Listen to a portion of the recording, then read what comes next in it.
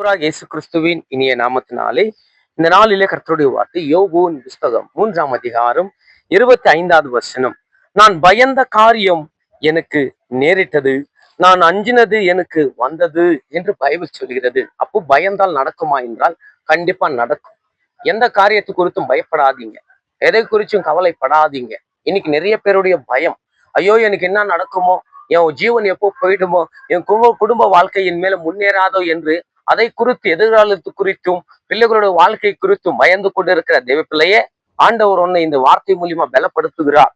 இந்த யோபு பயந்தான், பிள்ளைகளோட வாழ்க்கை என்ன ஆயிடுமோ, என்ன நடக்குமோ என்று. அவனுடைய வாழ்க்கையில பயந்த காரியம்தான் அவனுக்கு நேரிட்டது.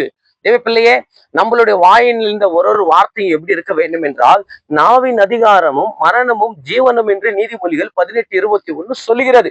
கர்த்தர் நாவல் அதிகாரத்தை கொடுத்திருக்கிறார். நீ விசுவாசத்தோடு ஆண்டவருடைய நாமத்தை சொல்லி நீ ஜெபிக்கும் போது கண்டிப்பா ஆண்டவர் என்னை தேற்றுவார், பலப்படுத்துவார், ஆசீர்வதிக்குவார், இந்த பயத்திலிருந்து என் தேவன் விடுதலை கொடுக்குவார் என்று அந்த வார்த்தைகள் தான் ஒரு தேவனுடைய பிள்ளை வாயிலிருந்து புறப்பட வேண்டும். நம்ம எப்படி பேசிக்கொண்டிருக்கிறோம் என்றால், தேவனுக்கு உகந்ததாக தேவன் உகந்தும் இல்லாத காரியங்களை பேசிக் கொண்டிருக்கிறோம், பயந்து கொண்டிருக்கிறோம், பிசாசுக்கு இடம் கொடுத்து கொண்டிருக்கிறோம்.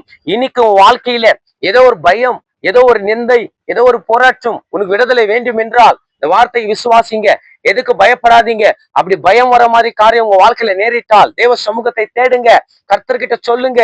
தேவன் உனக்கு கண்டிப்பாக உனக்கு அந்த பயத்திலிருந்து விடுதலை கொடுப்பார். நான் விசுவாசிக்கிறேன். கர்த்தர் இந்த வார்த்தை மூலியமா உன்னோடு பேசினார் என்று. ஒரு நிமிஷம் கண்களை மூடி நம்ம ஜெபிக்கலாம். மகா பரிசுத்தமும் கிருபையும் நிறைந்த நல்ல பிதாவே, ஆசீர்வதிக்கப்பட்ட இந்த அருமையான காலை நேரத்துல இந்த பிள்ளைகளோடு பேசினதுக்காக கோடி நன்றி டாடி. கர்த்தாவே, இந்த பிள்ளைகளை இந்த பயத்திலிருந்து விடுதலை கொடுங்க, தேர்ச்சிங்க, பலப்படுத்துங்க, ஆசீர்வதிங்க. துதிக்கான மகிமை ஒருவருக்கே செலுத்துகிறேன். ஆண்டவரும் மீட்பரும் இரட்சகரும் இயேசு கிறிஸ்துவின் நாமத்தில் வேண்டிக் கொள்கிறோம் ஜீவனுள்ள நல்ல பிதாவே. ஆமேன், ஆமேன், ஆமேன்.